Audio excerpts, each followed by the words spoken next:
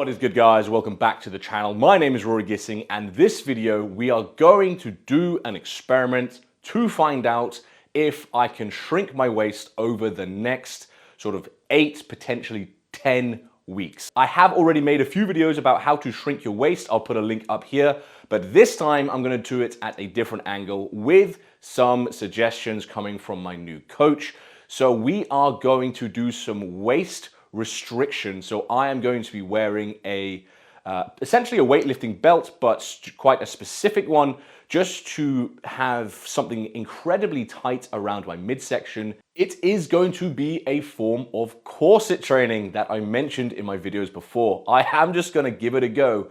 Why? Because I'm at a stage now where my obliques are just getting thick. It's just a part of the process of gaining a load of muscle. If I want to train legs properly, if I want to train back properly, my obliques do just get hit, they get activated, and they are growing with the rest of my body. However, men's physique, you need a tiny waist, and my waist isn't exactly huge. It's also not small, and I need a smaller waist if I want to do well in men's physique. That's just the reality of the sport we're in. The better the V-taper, the better your shape, the better your physique. And I'm pretty wide already, but it'll be massively amplified if I get that smaller waist.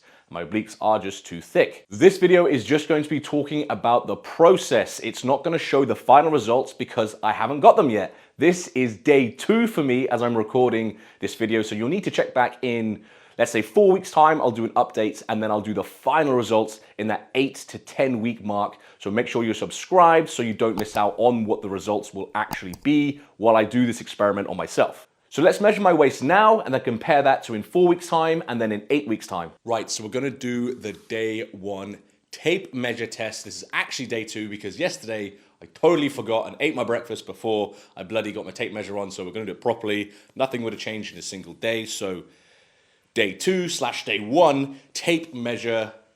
Let's see what we're at. So I'm gonna do it to the belly button to stay consistent, but that is me done. I'm not sure if you can see that in the camera. That is 34 inches exactly. So 34 for the day 1 measurement. This is the current belt I will be using, and the buckle does dig in quite a bit, so I will actually be looking to find a different belt, but of the exact same structure. I want this thickness, this material, and it'll just be something which has a slightly different buckle or clasp. I have already done 1 day of this, and I can confirm it sucks. You do have to wear the belt so tight that it actually prevents your obliques from contracting, and that is the theory behind this. You know, when you break your arm, you wear a cast, and when you take the cast off, the muscle has atrophied quite significantly.